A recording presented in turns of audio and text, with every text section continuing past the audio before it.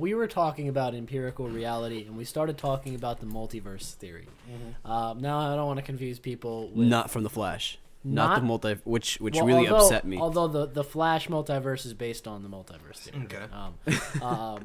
So anyways, people believe that there's other infinite universes like ours. Now, the reason Alex and I brought that up, and Alex sent me the article, is because it's not necessary to have empirical understanding of everything, right? And ilm al-ghaib for us is extremely important, right? And this is half of the reason why people can't understand things, right? Yeah. They need to feel it, hear it, see it. And that's why I think learning Aqidah is really important, right?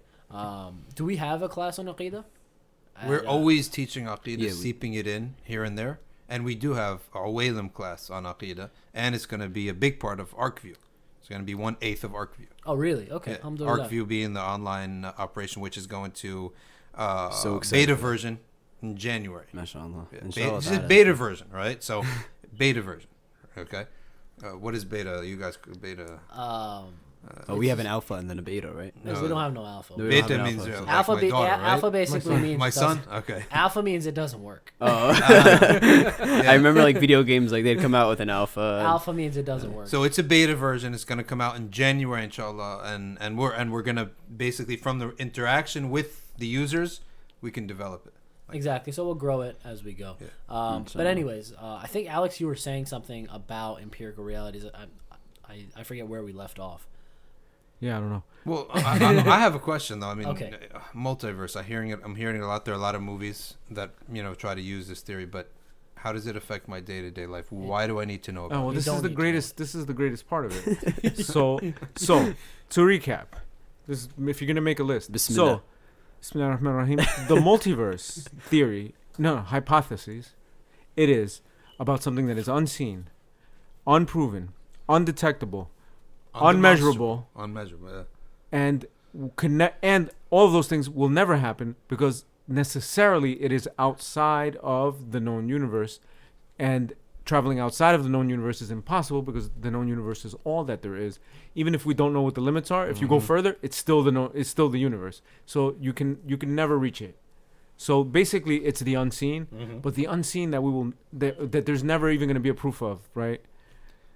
However, some of the top physicists in the world really believe this, and belief is the right term. And right? it's become a secular doctrine. Basically. It's. I mean, there's debate because whatever. There's debate, but this idea, for me, it stems from this this deifying of the universe. And you hear it in popular culture where people will say, "Oh, the universe gave me this," or I hope the universe will provide. A placeholder right? for God. So so people treat the concept of the universe as a placeholder for Allah Subhanahu wa Ta'ala. Well, people believe in the singularity.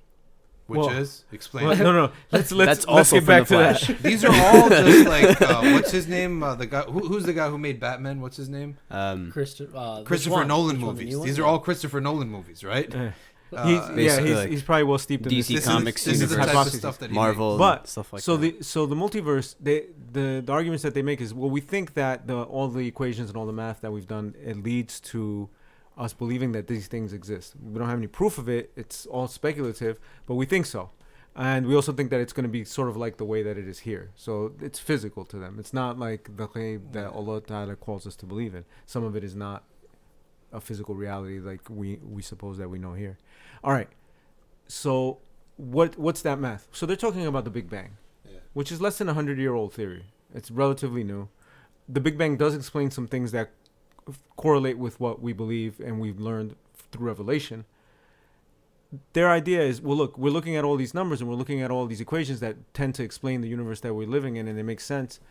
But there's no reason why there was only one Big Bang. There could be Big Bangs every single millisecond of existence, and so there could be all these universes explode.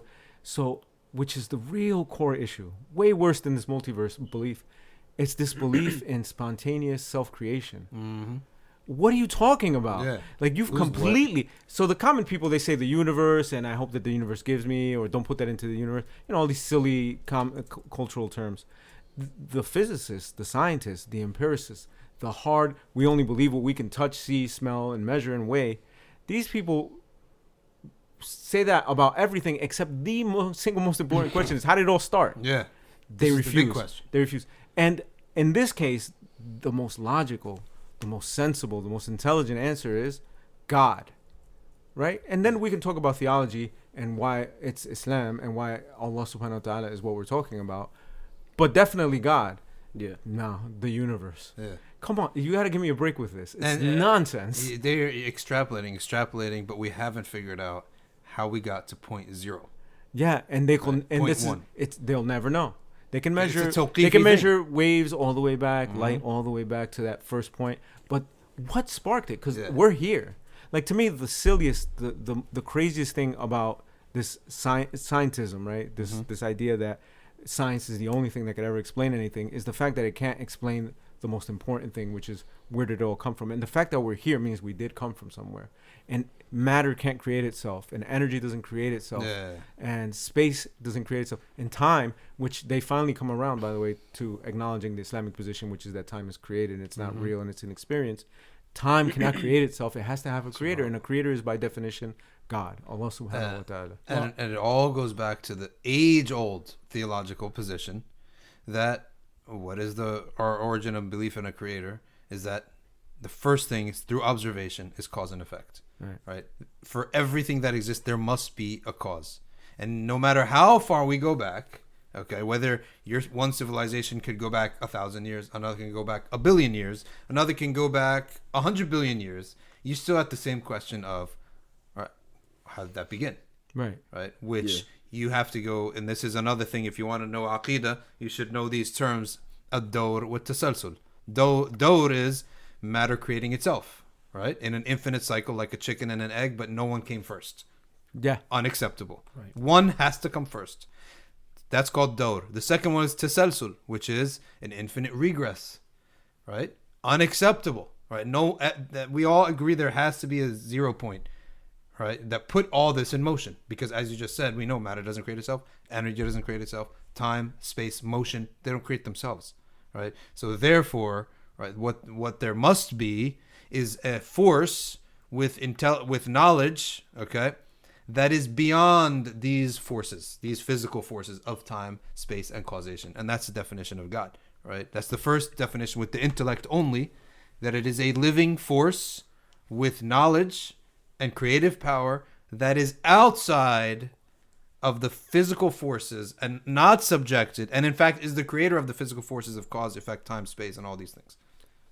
So this is my contention. So the cosmologists, the scientists, the scientific cosmologists, they will argue that they believe all of this, however, they don't attribute intelligence to it. Yeah. This is the one line that they won't cross, right? Unbelievable. So it's all spontaneous and it's all accidental. It happens over and over and over again, infinite number of times, but it's just a big accident. Which is, I mean, let's look at one thing, right? And I'm not a biologist, but so the existence of the eye, right, starts how? There's a thing floating in the water, some kind of multi-cell creature. One of the cells on its back is extra sensitive to light, and so as it starts to, grow and divide and mutate and evolve, that thing gets more and more sensitive, that cell. Of course, it's reproducing with other things that carry on that sensitive back cell gene or whatever it is. And then eventually, it becomes so sensitive that it can detect the light. And then it splits into two at some point in this, whether it's here or at a later point. So because binocular vision is what you need in order to perceive depth. Right. So somehow why this little floating thing needs to perceive depth, we don't know. Yeah, and why it needs to have vision and perceive depth. So but it develops these, and then it keeps getting more complex and more, and every time this super beneficial mutation happens, it happens in a way that it's able to be carried on to the next generation, right? Yeah. And so this positive mutation keeps happening, to the point where you have what we have now, cones and rods that detect color. And by the way, you know how the human vision works, right? The eyeball is actually seeing things and it's flipping them upside down, like it happens sometimes with refraction. And then it goes through your optic nerve and then it gets flipped right side up again, right?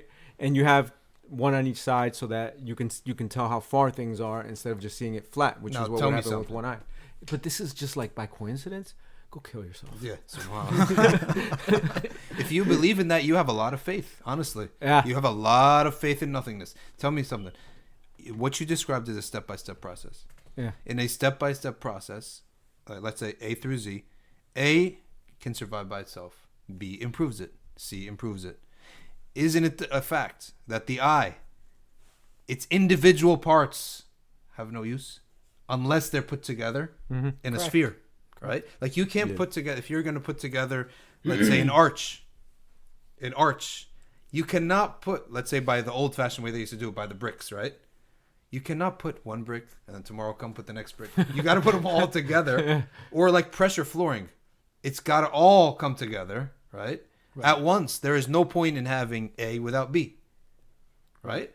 I mean, you should get a book by Stephen Meyer and look up his stuff. He's a Christian guy who is arguing that intelligence is one of the most scientific forces, right? Living intelligence, a conscious, living, intelligent being is the most explanatory theory, right? It's the most logical one. It's the most logical theory. Yeah, the reason that they refuse intelligence, they refuse to acknowledge that when they're talking about the universe and creation, that they're talking about in a purposeful creation. It's just, this recalcitrant stiff-neckedness. Like, they're like, I'm not going to acknowledge God. And I get it. Like, Because responsibility comes with it. not only that, this training comes from Europe, generally, right? And Europeans had a very fraught relationship with their religion, and particularly science and religion. The church was very opposed to science throughout almost all of its history. Scientists came up with very reasonable discoveries. The universe doesn't revolve around the earth. The earth revolves around the sun. Yeah. And those people would get like kicked out of the church and they have to flee and stuff they had this very unscientific relationship with God. And there's also this what I heard may Allah protect and grant every good and protect from every harm Imam Sarraj. He's such a real sheikh, right? I saw him. He was invited this is 15 years ago at least. He was invited to an interfaith. It's related. He was invited to an interfaith dialogue at Rutgers, and people gave their introductions. And then when it was his turn, he came out wearing the same thing he always wears, right? Yeah. And the same type of outfit. And he said, I'm glad that you guys invited me, and I'm thankful for it. He said, but I really have to say this because I wouldn't be honest and truthful if I didn't. And he said, I believe, as a Muslim, my belief is that the most abominable thing that human beings have ever done was to say that God was a man. SubhanAllah. And he's saying this to Christians and Jews, but Christians also, right? Yeah. It's firmness. That's true interfaith dialogue. There you go. I stand firm on what I believe. That's true. I don't think that what you believe is kind of okay. Yeah.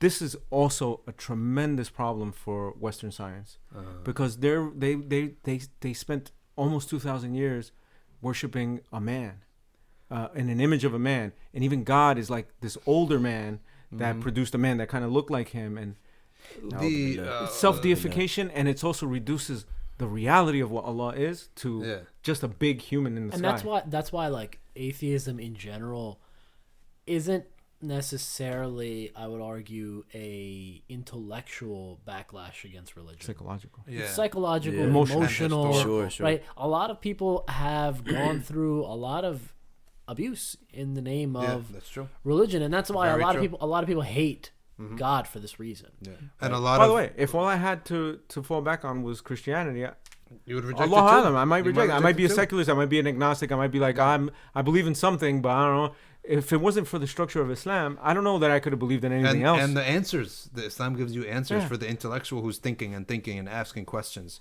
right? And this is my favorite quote ever. Sheikh Noah Keller, who I mentioned earlier, he has a quote where he says, many men and women, much more intelligent than I and much more intelligent than you, have believed in Allah. SubhanAllah. And so Subhanallah. intelligence and scientific knowledge and being really, really sophisticated has nothing to do with it. And there are many scientists who are far superior to many of these scientists that exist today. Have also existed. Like, it's the scientists of the past. Like, how did we get today if it wasn't for the brilliance of the past?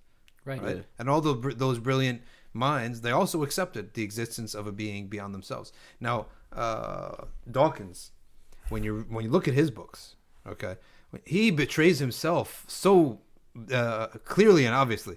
The first point is that whenever he's talking about God, he has never studied Islamic theology.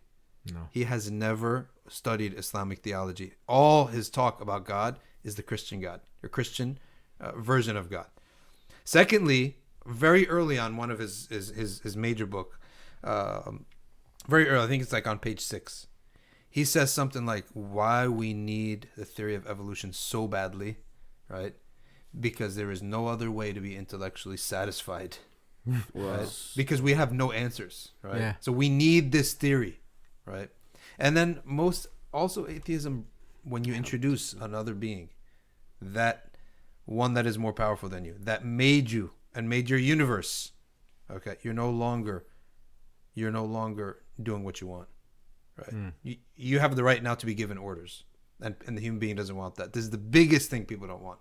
I don't want to be given orders. I want to be told what to do, right? If you didn't realize that actually in that obedience is your freedom, otherwise you're trapped by your ego. You're always you're a slave to your something. ego. Always a slave to something. Yeah. The only thing worth being a slave to is Allah. And this is And this is really an important concept because you realize that we end up being slaves to the things around us. And we were going to do another podcast on this where we're going to talk about mental slavery. didn't we do it? We never released it, Mental but as we well. did do it technically. But now people are going to ask, where's this? Maybe you'll get it one day. The secret podcast files. That's the secret podcast files about mental slavery. No. We were gonna do it, and then I think we ended up talking about conferences or something else. I The think traveling. That was the following that week. was the following week. And that one was also never been released. Maybe like a bonus tape. That was because the you really might not get it. raw conferences one. Yeah. We had to tone that one back. You know, the thing there's a range, right? There's a range, and you have ghadab. You have ghadab and you have rahmah. You have anger. There's certain things you should be angry about, and then there's also rahmah. And my fear is that a lot of people confuse between the two. They confuse the concept of that you have limits and you're strict about your limits, right? And that you actually have beliefs, right? And you don't care, what the consequences are for those beliefs, and they actually take it. They confuse that, or oftentimes it is confused, and people take it as a culture of hate and anger and division. That's how they take it, and that's why, like, there's nothing that I know that we don't believe, but it's when it's portrayed. Yeah. Like a teacher always in my mind said, when you study aqidah and fiqh, you're gonna start seeing a lot of people doing the wrong thing. Don't forget your rahmah, right? Don't forget to contextualize where those people are coming from, that they might be so out there because of a reason, right? And like a lot of the Muslim feminist blogs out there, right, that will drive you crazy. Some of the things that they're saying, you don't know, like, it still drives you crazy and it's still wrong. You don't know where they came from. They maybe, like you said, their only version of religion was so bad that this is the natural result, Right. And we take for granted that we have teachers. No, of honestly, course. you can't take it for granted that we had people who were upright, who had great families, everything about them was excellent, right? Beautiful people, and gave us knowledge, right? We can't take that for granted. Many people out there in the blogosphere, writing these blogs on Twitter, hating on the things that we hold to be that are true. Okay, they probably never had. Yeah. Well, I mean, this is why when I was on Twitter more often, and we were having discussions with people sometimes, I posted a funny picture. It was from one of the Godfather movies, and the character is saying, "It's never personal, Sonny. It's only business."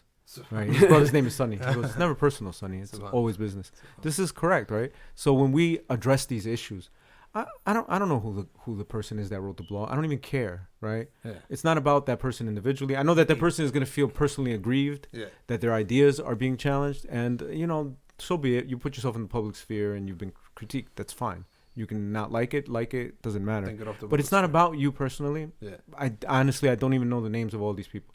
None of them. Yeah. Every article I'm talking about, I haven't even bothered to learn the author's name because it's irrelevant. The ideas are wrong, and we're talking about ideas. I do have an issue with our culture, modern day culture, especially the latest 10 years, is that the concept of being offended is stifling to debate. It's stifling to put any emotion in your talk. You cannot put any emotion in your discussion anymore, right? Because the person who's going to be listening, They'll get offended. I mean, it's gonna be in the past. This wasn't the case. I mean, growing up, if you're offended, that's not something you say, right? Yeah. It's not something you say. You just, okay, that's how it is, right? People are different. That's their belief. But I mean, nowadays, you just, if you really want to get your idea to people and you want them to listen, all right, you just have to be able to bridge the gap between haqq, right, and not mincing words, and recognizing there's a rahmah for people. We need to have rahmah for people because that's what the prophets are all about. Yeah. One thing I want to bring up. It's slightly off topic, but it relates, and I'm going to bring it back. One thing I want to relate in regards to the whole atheism thing, right, and doubt that occurs within people and reading things online, because this is a problem that I encountered. And after years of this, I've learned something. When you read something online, especially, when it comes to this specific topic about atheism and faith, when you read something online, you have to take it with a grain of salt. One, because you don't know who the author is. When a legitimate person in person talks to you, right? They talk with emotion. They talk with a background, a history. But online, an anonymous person, you have no idea who they are and what they're talking about. So, for example, right? If Ali came and he started talking to me about cultural Marxism, right? And forgive me. Let's say it was another person. Let's not say Ali. Let's say it was another person, right? Let's say one of your younger students, right? Sure. Comes and talks to me about cultural Marxism. I'm going to be like, okay, you're an idiot. Get lost. You don't know what you're talking about. But if Alex comes and talks to me about cultural Marxism, right? That makes a complete difference. Okay, he's older. He's a bit more experienced, right? He maybe a bit more read. Now, this makes a huge difference on... Well, he's shaking his head no, but this is a bad example. Not red as in communism red, right? No, he's not red on it. Well read. Red. Well read. Well read. Yeah. In Britain, that still means communist. You're well read. Are you saying? Oh, yeah. No. Let's use another topic. Let's say dinosaurs, right? Okay. If he might be a bit more educated on dinosaurs. I take that into consideration when I hear him. When you see the person. When you see the person, right? And so many times, and I've noticed this on your page specifically, Dr. Shadee, right? You'll have some person That's great. debating with you on something, and I know you go back and forth with them. Other people will go back and forth with them. However, you have to realize the person on the other end could be a dude that's living in his mom's basement, and he doesn't know anything about the world. Oh my gosh. Right? And he's like, oh, but God, you don't understand, guys. Dude, I read all these philosophy books. I was discussing about a year ago or something with some guy for months, and every time I ask him, hey, what's your background? What do you do? No answer. Refused to answer the simple question. What do you do? What's your background? Like, would your mind change if he told you, hey, I'm a dropout philosophy major from community college? What would you think? You would be like, Don't okay. be so elitist. I would be. My job is still to clarify questions of deen, but But your personal opinion would change. You'll be like, okay. Of course, I'm not dealing with a philosopher. Yes, the way I approach this person is now different. It's different, no doubt about it. Right. So, and this is something to really consider when you read. First of all, this topic, go to the masjid, talk to your local imam, a learned person, not just any person, a learned scholar, right? And when you do, you'll be able to actually engage and have an understanding. Like, I have a lot of atheist friends, right? Online, these guys are like, you think you're like talking to the intellectuals of the intellectuals, right? But you meet these people in person, and you're just like, dude, you can't even buy a car. And you're telling me that you're gonna talk about God? You don't even know how to get a job, bro. You would be swindled, right? Listen, take these comments from people. This is a funny experiment to do. When you get a really intelligent comment, highlight it, Control-C, right? Go into Google, hit Control-V. Guarantee you it's gonna come up from a website, right? Guarantee you people get a lot of the stuff that they say from websites, and they just change the word. Wallah al-Azim, right before you said that, Sheikh, I was gonna say Steve Jobs should be punished for inventing copy-paste. Yeah, exactly. Because that's all that this is. That's all they do. SubhanAllah, I was literally going to say the same thing. And you'd be surprised. In person, people are not actually that smart, right? Like, I'm not saying we are either, but it's like even like here, we're talking on the podcast. There are times where we're looking stuff up and people are like, oh, these guys are great. No, we look things up sometimes, right? Yeah. But it's like, this happens in person too. Like when you encounter these ideas, you need to tackle them in person, in real life. Get off the internet. Yeah. Right? Especially Ali. Like, I mean, it's being younger. I'm sure you can comment on something like this. So right? I think like the best example of this is, you know, around election time, if you're a high school student, you have kids debating about like president elections and stuff like that. Yeah. You can't even vote yet, dude. Just don't even. You know what the schools they do? The schools do this mock debates. You're in second grade. Yeah, you're in second grade. Or voting. Oh, who are you gonna vote for? You know, you're giving the kid a sense that there's no order to the world. You're giving them a sense that I actually have a say. I want to teach when they do leadership programs. It really bothers me. I want a followership program. How could you be a good leader if you're not a good follower? How could you be constantly obsessed with the word empowerment? You're in second grade, okay? You're in second grade. You need to learn how to be a follower first before being a leader, right? I think a future podcast should be about education, the traditional Islamic notions, what's happening today, etc. Yeah. I think it would be relevant for us because I think Middlesex County probably has the highest concentration of Islamic schools in the state. You want to talk about empowerment. You want to talk about what is the most relied upon, most important institution in any nation. Is it not the army? Right? If you're for your life, what do you have? What do you put up? You put up the army. Go to the army and see if every soldier is to be empowered with a decision. The opposite. It's the opposite. Why? Because it breeds chaos, right? Yeah. Yes, you can have a decision when you're qualified, right? When you have proven that you're qualified, then you'll be a Marine. Then you'll be a corporal. Then you'll be whatever. When you're qualified, then you'll call the shots, right? So and this isn't... Go ahead. If you look at Sheikh Hamza's introduction to instruction of the student, remember, I can't remember the original author's name. But Shurnubi. Yeah. So in his intro, he talks about this idea that there are levels of human beings. Yeah. There's ranks.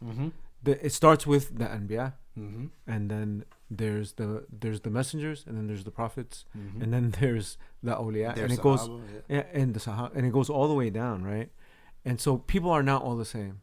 Yeah. And the idea that you can have everybody must be treated the same. Not everybody is the same. Would you treat your mother the same way that you treat some girl in the street that's 20 years old? Of course not. They're both women. They're both adults. I really believe that literacy is important in a democracy. If you're not literate, why should you have a say? If you in the vote, and I'm not talking about literate like you can read street signs, right? I'm talking about you're literate. You can read an article and answer certain questions. Like there should be an exam. Why shouldn't there be an exam? Here's the thing, right? Thing is, Sheikh, there was. It was only applied to black people in the South. And they were literally called literacy tests. Well, here's the thing, right? If I came up to somebody and I said, hey, so-and-so movie is fantastic. Yeah. And they're like, have you seen it? I'm like, no, I haven't seen it yet. It's like, what do you mean? How can you tell me that it's fantastic? How can you tell me, right, that my religion says so-and-so, or that God is not there, or that, this religion is a farce, when you don't know anything about it, right? You're going to tell me that my religion is wrong and you don't know anything about it, right?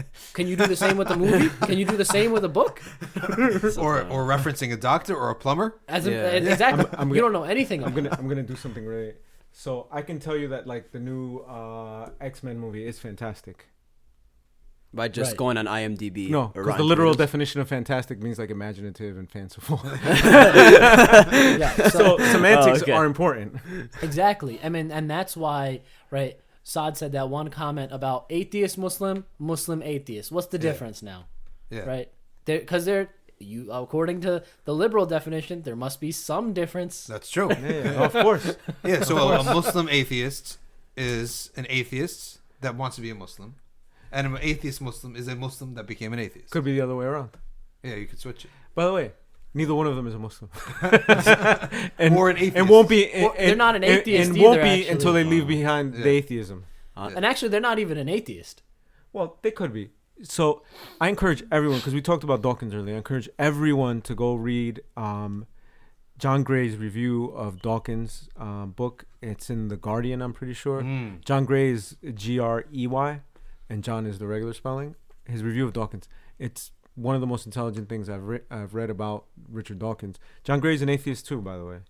But he's an atheist. He's an intelligent philosopher. His atheism is what it is. But he's not. Is he taking Dawkins as being cheap in his? Yeah, he says he's not. He's not a good He's scientist emotional. or a good philosopher. You know what he is? He's an emotional leader. Yeah. Why is Dawkins' name out there? The guy knows how to read people. He knows how to push certain buttons. Yeah. He has ambition, right?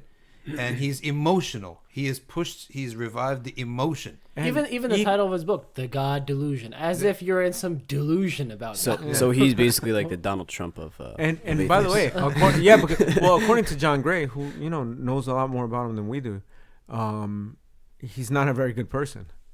And his There you Twitter has revealed that. Right? Yeah, He made he's- fun of babies that are deformed. Why do you have them in the first place? Yeah, Things yeah. like this, that. He's a horrible human being. He's actually betrayed himself. He's lost a lot of his fan base, and he's actually the butt of jokes now. Dawkins in England for his tweets. He's actually I think maybe his wife took the phone away from him or something because his publisher probably did because he's destroying himself because of his tweets. Yeah, making fun of kids that are born with Again, Donald Trump. irregularities. Like, Twitter is the slogan It's for the Twitter worst should place. be sharing news and bringing the idiocy out of people. Yeah, but this is because there's people who genuinely don't believe something, or they're not smart enough to understand the proofs, or they haven't been convinced, or they've only seen bad religions, etc. Right? But then there's people who are, they're intentionally Yeah. atheistic, and they want to bring other people to that Into disbelief, atheism. and they have a This mean is the streak true to meaning their of kuffar. right, Yeah. and they're true kuffar. Yeah. And they all they can expect is a bad life in this life and a bad Yeah. next life. Like, No doubt. and the evidence is there. Like, none of them end well. Yeah. Never. Yeah, and Not the sincere person who's like, oh, I just haven't seen anything and I don't know too Yeah. much, and all I know is this my parents' type of religion. I don't really. That's there's problems in that, obviously, and they need to correct it. But they're not like bad people, Zealots. mean people, Yeah. and they're not calling to shaitan the way Yeah. that these people are. And actively every day waking up wishing and hoping to destroy and pull down these religions. And let me tell you something. Atheism is I believe that atheism is actually in our eschatology a mere stepping stone, because shaitan is going to fill that with something else we know through what the Dajjal is. The Dajjal brings a false religion that calls to himself, right? So in shaitan's plan, I don't think atheism is the end result. No. Atheism is just to clear the path for something else, what shaitan really wants, which is to be worshipped himself on the earth. you guys And that- don't know about the singularity? Tell me about so it. I'm that's very Dajjalic. And by the way, just to what you just said, so much of what we talked about today is that even the most like empiricists, they actually believe in stuff, and they believe stuff They that's have to. unprovable, right? So there is no real atheism happening there. It's just that they refuse to believe in Allah Ta'ala, Yeah. right? And any manifestation in any religion, they're making up their own, and eventually they're gonna end up with like a science religion. So what's the singularity? So Alex already knows this. He's laughing because it's hilarious, right? So and I've referenced this in an earlier podcast, but there's actually a big movement, right? That, and I'm not just talking like random people out in the middle of nowhere. There's very famous people who believe that we are a software simulation, right? That it's almost become like a religion now, and I'm not just talking There's a about lot like of a people. fringe group. This This is an enormous amount of people who believe in Keanu something. Reeves. This is Keanu Reeves and Mark Zuckerberg. No, No, I'm talking Tesla. about You're talking about The Matrix. The the Matrix. Yeah. So Yeah, the- it's like the Matrix. This is And the the Matrix. funny thing is, so I do a lot of research on this actually. The funny thing is, the logic of the singularity is actually sound, right? Okay, To some let's degree. hear it. So they believe that we live in a simulation, right, of software, and we ourselves are already in that simulation. Okay. Or perhaps in the future, right, this software, the pace at which our software is growing and artificial intelligence is growing, in the future, we will create a software that's powerful enough to simulate a reality for us, and we can be in it. But we have no way of knowing whether we're in it already or whether we will be in it in the future. So the argument is, Okay. at the pace we're going, it's going to happen. They're going to have virtual worlds where things exist in this virtual reality as just software simulations. And so that's 100% guaranteed to happen at some point. Could have already happened. We have no way of knowing. I, to some degree, believe in the singularity after reading so much. However, it becomes ridiculous because you believe in that, but you don't believe in Allah, Subhanallah. right? It's a very complicated belief. Even the singularity, the way they do it is like, okay, Again, undemonstrable. No way of proving it. No way of seeing correct. And they'll say that even religion itself is something the singularity created. It's their God, right? The computer is their God, right? They say that religion itself is what the singularity brought down. it. The people that you mentioned believe in this. They're all computer scientists, right? No. Not all of them. No. Some of them are not this computer Silicon scientists. Valley? I was actually listening. You told me that we were listening to a podcast, right? The Dilbert guy, what's his name? Scott Adams. The Scott guy Adams. who created Dilbert, the comic. Yeah, which is a very smart comic, by the way. Yeah, he completely believes it. he believes that we're a software. He's an simulation. artistic person Why would they say the word software though? because it has to be software. Right. I mean, Because it's a program. It's a computer program. I Like mean, the Matrix. Okay, so Like, how would you know? So like the whether- Matrix. it's not very imaginative. Yeah, but so like the Matrix, right? The way that they were living in the Matrix is they were plugged into a machine, and then this machine was creating this fake world for them that they resided in, Yeah. where they thought they had choice, where they thought that regular physics applied, except every So once in that a they're while, like right? a Mario and a Luigi, basically. yeah, 3D just version. really advanced, and you're controlling your own character subconsciously. Somewhere else. But Yeah. the thing is this, like whenever these sort of science fiction type of operations or theories make it physical, right? That's not imaginative at all. Yeah, of You're course. limited to your view of things. Like if you said something like, you're in a dream, and whatever, something else that's not physical. Well, Right. Nolan, this is like the Inception, right? Inception. That would be actually more imaginative and more in line with reality than to think that there's some kind of huge outlet somewhere, Yeah, right, and a huge So- plug somewhere. So Inception was these people can tap into their subconscious in a certain way, etc. The majority of what these people are saying, and most of them are like Silicon Valley types, right? Their argument is, yeah, no, it's all a computer program. So that there's a big keyboard somewhere. Not It's necessarily. artificial intelligence. It's just It's not being I mean, run by humans, by I the mean, way. It's being run by technically- computers. Technically, the way It's like they non-living. It's like Terminator. I mean, technically, the way they believe it, right, is really our idea of almost God, right? So what I find Yeah. crazy Yeah. is why can't you then just believe in God? By the way, Yeah. it's 100%. It's actually 100% Ash'ari theology, right? So the computer creates this world that generally has cause and effect, though could be suspended at the computer creator's will. You have a certain destiny. You have the illusion of free choice. However, most of it is laid out for you, or all of it is laid out for you, and it's not really going to change. And the computer knows, I mean, calling it a computer, but the robot, whatever it is, the AI knows The result. what your choices are going to be because it created your personality and it created your environment and it created everything around you. So because it has ultimate knowledge of the entire Okay, so It's environment, outside these of time people- and space as well. this is Ash'arism, So 100%. these people saw intelligence on the world, and they attributed their origins to the same intelligence. To AI, That's what it is. artificial They just AI. call it Yeah. they just call it AI, Yeah. right? So But they're really- actually closer, because we're saying intelligent design, right? Yeah. They're actually closer to something. This Well, they problem are is that saying it's not intelligent personal or design, alive. but the funny thing is we say it like, Personal and alive. well, also we say it from a time perspective in the past, although Allah is Yeah. outside of time. They say it in the future. Right. So the problem with their AI is that it's not beginninglessly eternal. It has a beginning. It has a beginning. Now, As does the universe.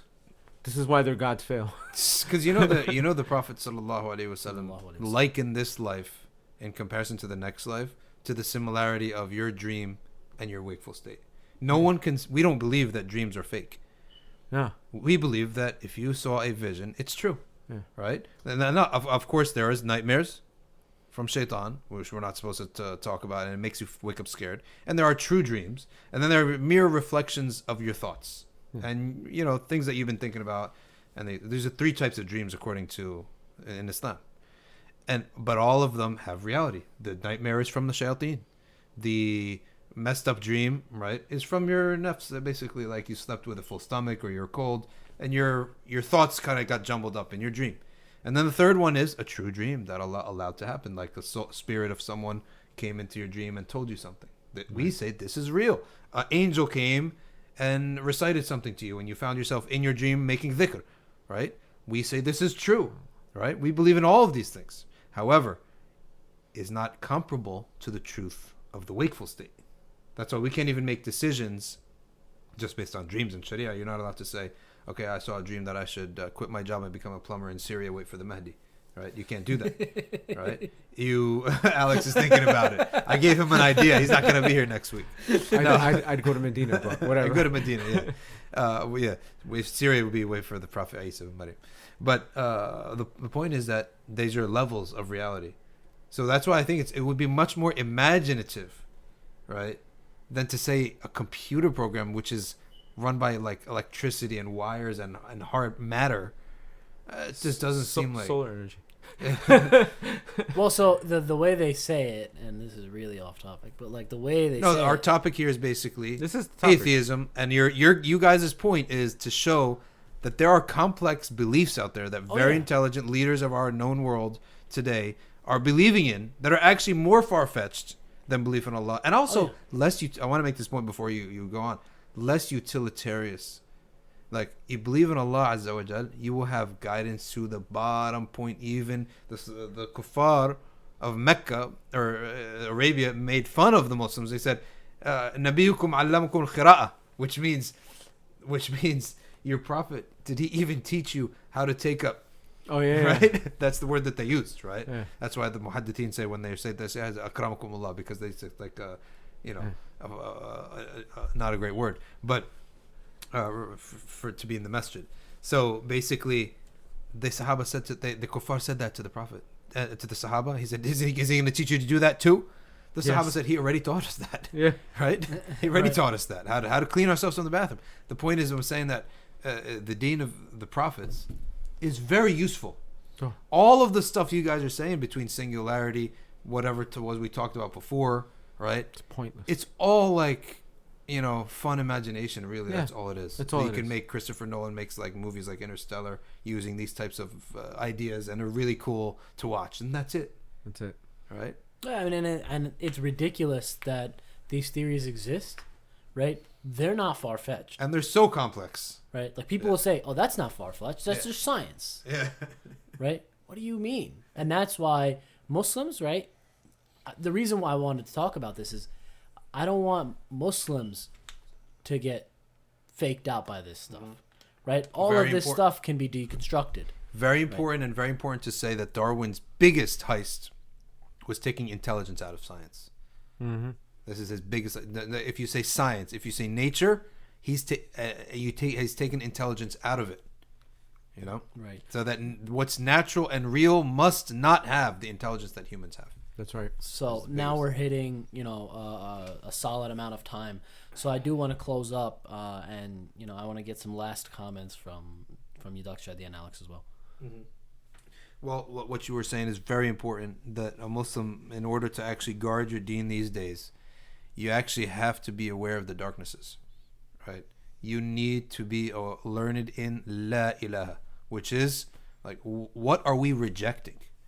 Right? We need to know how people. Also, from a dawah perspective, how are you going to talk to people with ilm if you don't know what they believe? In ilm al-kalam, the study of other religions and other philosophies, right, is very important. Very important. Like Sheikh Said Fuda, when he teaches kalam, he starts with what did Durkheim say about religion? How did he describe it? Weber, various sociologists, how did they conceptualize religion, right? How do other religions? It's basically a religions class, right? Mm-hmm. Why? Because how are you going to speak to people? How are you going to formulate anything if you don't know what they think? You come off looking like when Dawkins talks about Islam and he knows nothing. Yeah, and he knows you come nothing. off looking just like that. And the people just can't take you seriously. They can take you seriously, and that's why. If any Muslim takes Dawkins seriously, stop it. Especially not that guy about Islam. Like, he doesn't know anything. Yeah, and if any Muslim gets fooled by Dawkins, trust me, even other atheists think he's a fool. Yeah, he has a lot of critics amongst atheists Right. too. So that's what Sheikh Said Fuda was saying. Let's say you're not knowledgeable. Let's say you don't know Arabic. Let's say you can't study fiqh. Don't think you can't be of service to the deen, right? you can study the darknesses, right? Yeah. And then you will be an expert in that field, and you will know how the ulama responded to that, right? You see what I'm saying? So you'll be an expert in the darkness and the response to that darkness. And we should never underestimate or remove from our dialogue deconstruction. It is so critical. And the Shahada tells us, there is none worthy of worship except Allah. Therefore, who am I rejecting? I need to know all of these ideas that I'm rejecting, and I'm trying to convince people it's otherwise. If you don't know the darknesses, you can be duped. Yeah, and the ilah that today's Muslim in the West is saying, la ilaha, right? The God that's being rejected, the entity worthy of worship, it's not going to be like, oh, I'm rejecting An idol, or Jesus, or I'm rejecting some other. This is not that. It's the idols of the day, which are non-physical idols. Thought idols. It's ideas. Yeah, it's these atheistic, these materialist conceptions that are outside of. They're actually outside of ultimate reality, and they're outside of what a Muslim should be dealing with. Mm-hmm. So you have to know that part of our rejection is it's not rejection of science. In fact, the Muslims as a society, as a group, advanced science for a longer period than anyone else has. Mm-hmm. The West has been doing science for a few hundred years. The Muslims did it for like 1,000 years, right? And built the foundations of all Western science. In fact, all the European science, it's built on the foundations of the science that Muslims were doing. It's not that we don't do science; it's that we have limits. Part of kalam, ilm al-kalam, when we look at these things, is to ask the question, just to look at these ideas and ask, what benefit have they brought? And this is by observation, right? Anecdotal evidence, right? What benefit do these ideas bring to life in the past, and what possibly in the future, and what harms, okay? And then to compare that with what Islam has brought. Like all the stuff that we've been talking about.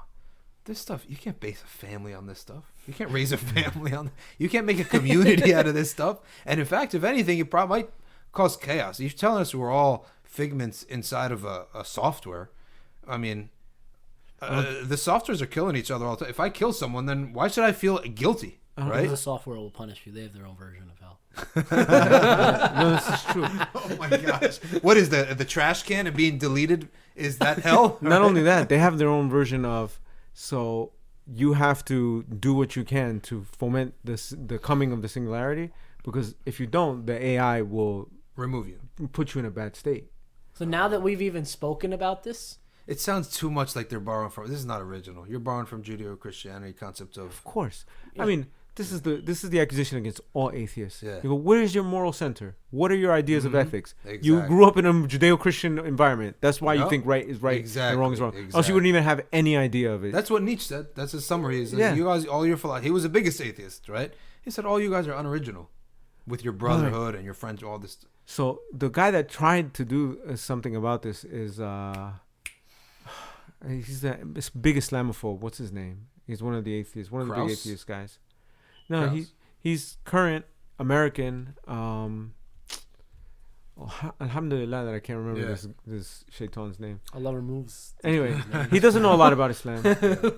But he's one of these like new atheists. He's one of the like big four of them.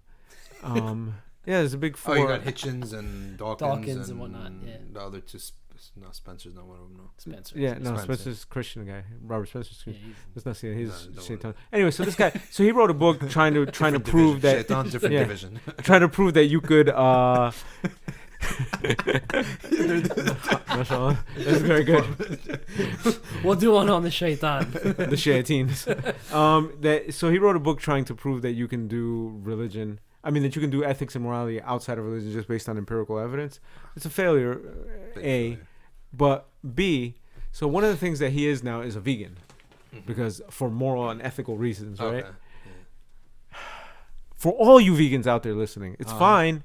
If you want to do it, if you think it's healthy, it's not. Do your research.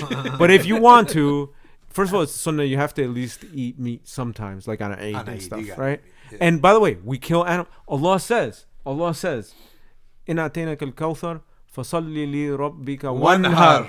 This is a command. Allah has promised you al-Kawthar. Therefore, worship your Lord and sacrifice. If you think it's immoral and that's why you're a vegetarian or a vegan, you have a problem. What are you saying about our deen? Yeah. If you think that just that particular slaughterhouse was not done well, that's a different subject. That's a different topic. If you don't want to I don't support factory farming. I get all my stuff from halal, organic, free range, grass-fed, all that stuff. By the way, readily available nowadays. Yeah. This is not a commercial, but you can get it in ShopRite. Yeah. It comes from Australia. It's all halal, grass-fed. Great. Yeah, grass-fed, halal, free range. They don't abuse the animals. They don't use steroids or hormones or any of that stuff. That said, if you're eating vegetables because you're vegan, because you don't want to harm the animal, you don't even want to drink their milk or eat their cheese or something. It's just ridiculous. It's ridiculous because the cow would get really up. Yeah, they're not. He's gonna get sick if you don't milk him. So what are you gonna do? Let it waste? It's a whole thing, right? Yeah. But even if that, right? You're like, I don't want to use animal products. Just harvesting, like they usually eat a lot of tofu. Just harvesting 1 acre of tofu kills more animals than I consume in an entire year. Like you have snakes and mice and voles and foxes. Deer. You like deer, right? Deer are actually big, large herbivores. Yeah. Baby deer nest in fields. And one of the, you know how that thing about deer is freezing in the headlight? Yeah. Well, it's even more pronounced when they're little. When they're frightened, when they're like newly born fawns, they just freeze. And so when that harvester comes through harvesting the grain and stuff, it just chops their head right off. Because you're talking about like a machine. Yeah. Oh, yeah, I see what you're talking about. Those big machines that come through. Non-operated by human. Yeah, I see what you're saying. Well, because nobody's coming through with a knife cutting down the stalks. They would take forever. That's true. So when they run these harvesters through, they're killing literally thousands of animals per acre. And I have another point, another question. You would have to think that small animals like rabbits and mice and voles and squirrels and maybe even baby deer and snakes are all far less valuable than one cow.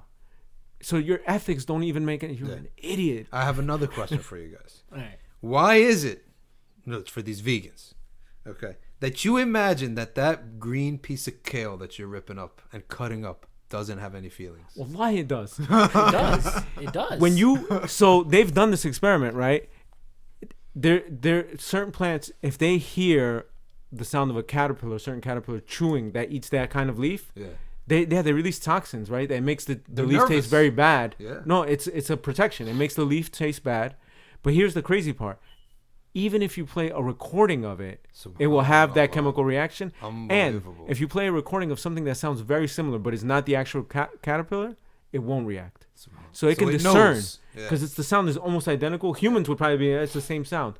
But the plant can discern that, right? Just off the vibrations in the air, because it doesn't have, obviously, ears or an auditory nerve. When we get to the nano level of everything, we're going to discover that when we breathe in oxygen and transform that and exhale CO2, that you have done great damage and trauma to those oxygen molecules.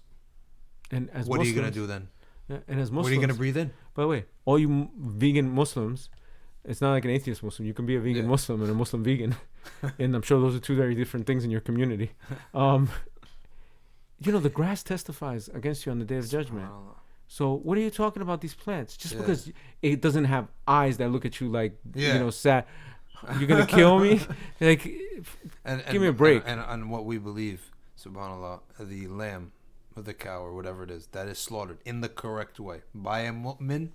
He is the shaheed of the cows. Yeah. He is a martyr in the type that's how they view it. Same you would. Why do you live? You live for a cause, and you would die for that cause, right? The sacred is what you would die for. What is greater than life, right? And what do you say of those people who died for a cause? You honor them, right? These are honors. You would wish to die a martyr, right? A shaheed in the correct way. Likewise, in the world of animals, if you're so worried about them, then don't make theories from yourself. Take it from the messengers. These animals, when he dies properly, goes for a mu'min to eat him properly. This is why he was existed. This is his martyrdom, right? And before anybody goes, oh, you're going so hard on these vegans, they're just trying to be ethical. You're not more ethical than the Anbiya. And you're not more ethical than Rasulullah sallallahu alaihi wasallam. And if this was something that we shouldn't do, we would have been told it, because he didn't hide anything and he didn't fail to give us any of the message. So just stop it. If you think it's healthier, great, good for you. That's your choice. You may want to read up on that too, because I think you're wrong. I've done a lot of research on it, but fine, that's one argument. But if you think you're more ethical than the prophets and the generality of the Muslims, because of something that's really like kind of a new idea, and you're ignoring the realities that, forget about what the other vegans say. We believe that plants, We believe that plants also will testify against you if you harm them. So what are you doing? SubhanAllah. And not only that, there are people out there who don't even have never eaten meat in their lives, and you're rejecting it for some. This is a kibr, right? Honestly, this is arrogance. And not even a Muslim vegetarian or a vegan, but there's like vegans that like own pets. Yeah. They adopt pets. Yeah. It's haram to say you own it. No, seriously, they get offended. I don't own this pet. I've adopted it or I rescued it or whatever. It lives with me. We're symbiotic. Yeah. But they don't own They the don't pet. own the pet. No, it's really insulting to them. It's not a slave. It's a pet. Yeah. So that they will take a cat. Now cats are obligate carnivores. Yeah. They can't eat. Oh, what are they gonna do with If that? we had They feed them a vegan diet and then the cat gets sick and dies. Oh my God. You people are so dumb. So dumb. The reason you have cats, the reason why Allah made us cats, not us just to keep us company. Our cats are very functional. We don't have a mouse or a rat in the house. Yeah. You don't have a mouse in the house if you have a good one or two cats. Yeah. They go into wherever, right? They finish that up. If I see a bug, I don't have to worry. The cat will get it. Yeah. Wait, so I haven't you're seen a so centipede Oh, yeah. for months in my So house. you're telling me people will feed a cat a vegan diet? And then it gets sick and dies. Here's Or my they'll say question, though. you have to supplement with vitamins and stuff. You supplement just let it eat meat. You're torturing the poor thing. The amount of money they're spending on that, right? Could have been feeding like a family for like a month. And here's the thing with these people: if you're so ethical out there, eventually, why are you superior to any other animal?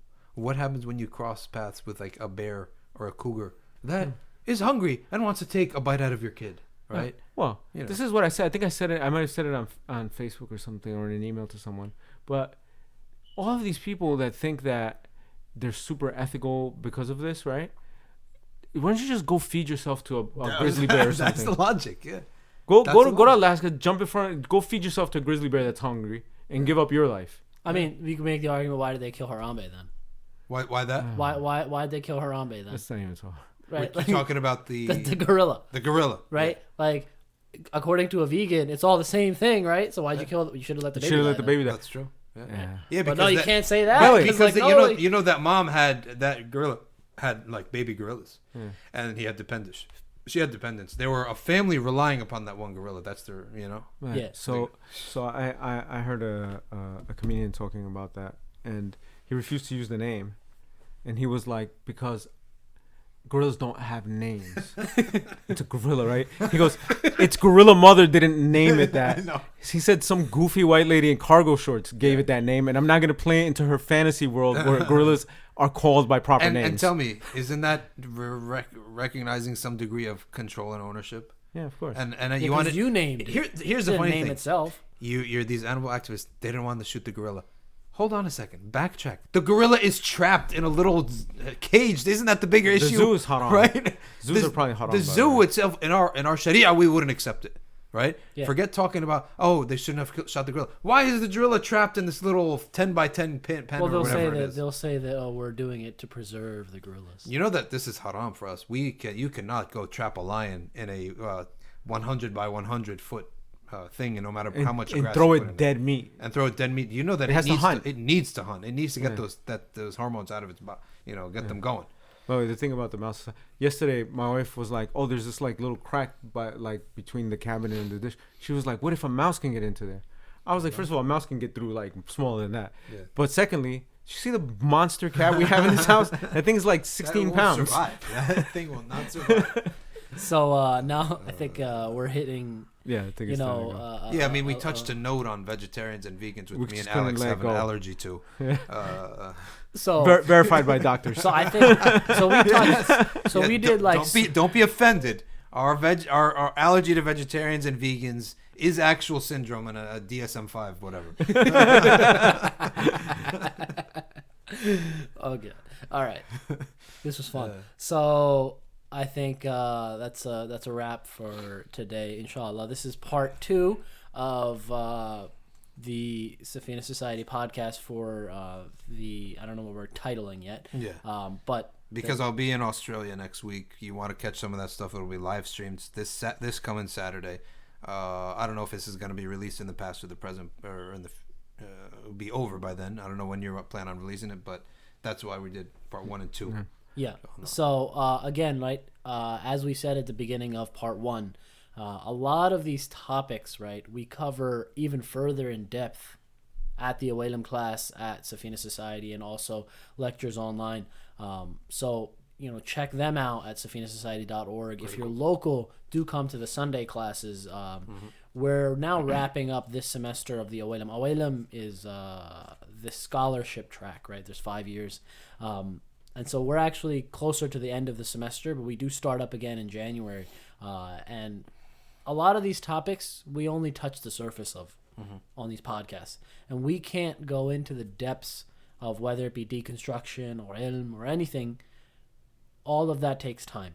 And in order to have time, you need to come in person and join us. And that's where you can gain the most benefit, inshallah.